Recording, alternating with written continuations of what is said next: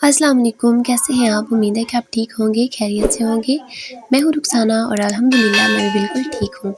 बस थोड़ा-सा मौसम की चेंजेस की वजह से आज मेरी आवाज़ थोड़ी-सी भारी है।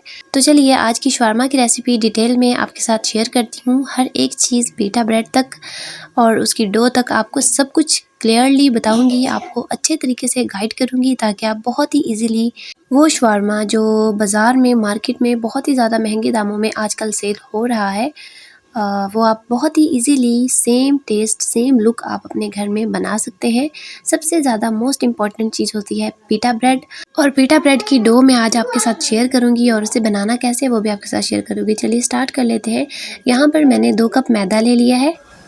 मैदे को मैंने अच्छे से छान लिया है और इसमें मैं 1 टेबलस्पून शुगर शामिल कर दूंगी। आप चाहें तो आप पाउडर शुगर भी ले सकते हैं।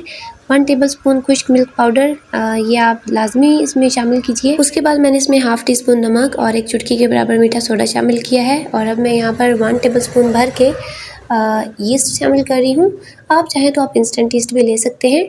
उसके बाद अब यहाँ पर मैं 2 टेबलस्पून मेल्टेड घी शामिल कर रही हूँ। आप कुछ भी ले सकते हैं, ऑयल, बटर, घी जो भी आपके पास है। उसके बाद अब यहाँ पर मेरे पास 4 टेबलस्पून भर के दही है। दही ज़्यादा खट्टा नहीं हमने लेना, तो वो मैंने इसमें शामिल कर दिया है। अब मैं इसको हैंड की मदद से अच्छे तरीके से मिक्स कर लूँगी। यहाँ पर मैं इस डो को बनाने के लिए नीम गर्म दूध का इस्तेमाल कर रही हूँ। अगर आपके पास दूध नहीं है तो आपने ऑलरेडी इसमें ड्राई मिल्क पाउडर शामिल किया हुआ है, तो आप इसे नीम गर्म पानी से भी गूँध सकते हैं।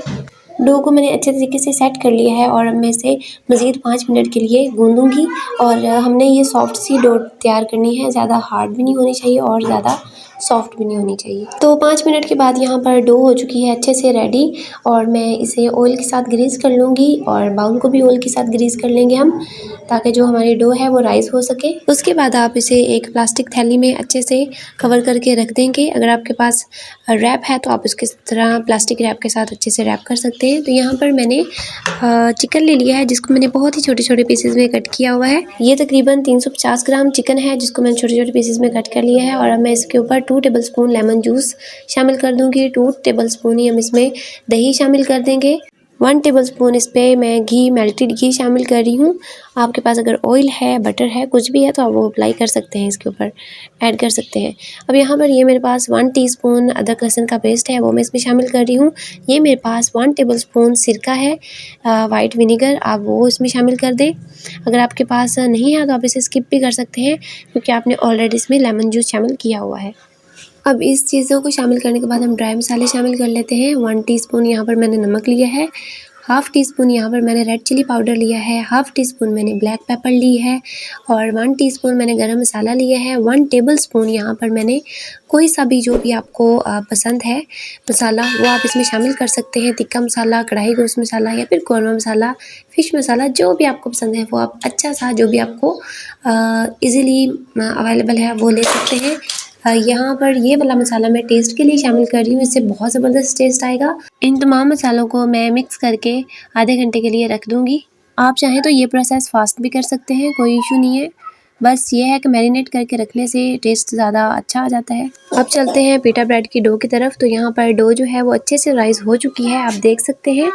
प्लास्टिक थैली में रखने से ना तो बाहर की हवा अंदर आती है और ना ही अंदर की हवा बाहर जाती है, तो इसलिए ये बहुत जल्दी राइस हो जाता है। और मैं एक और आपको बात बताना चाहूँगी, आजकल मौसम काफ़ी ठंडा है, तो अगर आप इसे सर्दी में बना रहे हैं या इसे अब बना रहे हैं तो आप इसे प्लास्टिक थैली में रैप कर लें और उसके बाद आप इसे किसी भी टॉवल में, किसी कंबल में या किसी कपड़े में अच्छे से ढक के आप धूप में इसे रख दें, क्योंकि वो गर्म जगह होती है और तो कहीं हमें गर्म जगह मिल नहीं सकती और ना ही हमारे घर में ओवन वगैरह अवेलेबल होता है।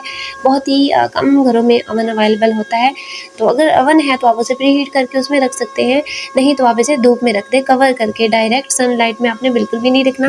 और यहाँ पर मैंने इसके छोटे छोटे पेड़े कर लिए हैं और जो पेड़े हैं वो हमने ज़्यादा छोटे नहीं करने हैं। नॉर्मल जो हम पेड़ा करते हैं घर में रोटी के लिए, उससे हमने थोड़ा सा छोटा रखना है, ज़्यादा छोटा नहीं रखना। और इसे जो घर में हम नॉर्मल रोटी खाते हैं उससे हमने थोड़ा सा मोटा रखना है, ताकि जो हमारी पिटा ब्रेड है वो अच्छे से फूल सके और उसको एक अच्छी सी मार्केट वाली लुक मिल सके। और अब यहाँ पर हमारी जो सारी पिटा ब्रेड है वो रेडी हो चुकी है और मैं इसे कवर करके रख दूँगी ताकि ये थोड़ा सा फूल जाए। और अब यहाँ पर मैं लकड़ी वाले चूल्हे पर काम कर रही हूँ क्योंकि गैस हमारे पास अवेलेबल नहीं है।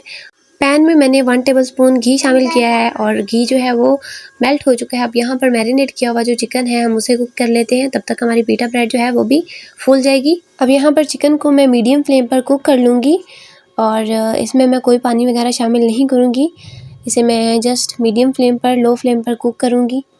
यहाँ पर हमारे चिकन का कलर भी चेंज हो चुका है और जो ऑयल है वो भी हमें नज़र आ रहा है साइड पे।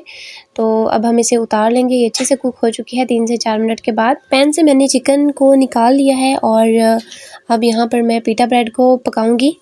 जो हमने रोटियाँ रखी थी वो थोड़ी थोड़ी फूल चुकी हैं और अब इसी पैन में मैं पिटा ब्रेड को कुक करूँगी। पिटा ब्रेड को हम मीडियम फ्लेम पर एक साइड से कुक कर लेते हैं। जब बबल आना शुरू हो जाए इस रोटी में तो हम इसे टर्न कर देंगे और दूसरी साइड से इसे कुक कर लेंगे। रोटी में यहाँ पर बबल्स आना शुरू हो चुके हैं और अब हम इसे दूसरी साइड से कुक करते हैं। एक साइड से ऑलरेडी कुक हो चुकी है और कुछ ही देर के बाद दूसरी साइड से भी ये कुक हो चुकी है। और अब यहाँ पर मैंने सारी पिटा ब्रेड उसी तरीके से रेडी कर ली हैं। अब हम चिकन को प्रिपेयर कर लेते हैं। हाफ कप मेयोनीज़ ले लेंगे और 1-2 टेबलस्पून हम इसमें केचप शामिल कर देंगे।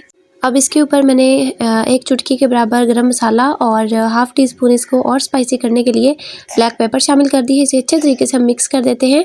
मिक्स होने के बाद ये कुछ इस तरह का नज़र आएगी। उसके बाद एक पिटा ब्रेड लेंगे और उसके ऊपर केचप डाल के इसे हम फैला देंगे और जो हमने चिकन रेडी करके रखा है वो हम अच्छी सी क्वांटिटी में इसके ऊपर डाल देंगे और प्याज ले लेंगे वो इसके ऊपर रख देंगे। और अगर आपके पास बंद गोभी और खीरा है तो वो भी आप चॉप करके इसके ऊपर डाल सकते हैं। इसका जो टेस्ट है वो और ज़्यादा दोबाला हो जाएगा। मेरे पास नहीं है तो इसीलिए मैं स्किप कर रही हूँ। अगर आपके पास भी नहीं है तो आप भी इसे स्किप कर सकते हैं। टेस्ट में कोई फ़र्क नहीं आएगा। बिल्कुल मार्केट वाला जो शवारमा है वो रेडी हो चुका है। इसे आप ईज़िली घर में बना सकते हैं और हाँ, ट्राई करके मुझे फ़ीडबैक ज़रूर दीजिएगा कि आपका ये शवारमा कैसा बना है।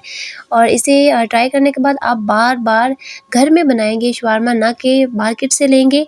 अब इसी तरीके से मैं सारे शवारमे रेडी कर लूँगी। सो ये लीजिए हमारे बहुत ही ज़बरदस्त मार्केट से मिलने वाले महंगे जो शवारमे हैं वो आप घर में इजीली तैयार कर सकते हैं।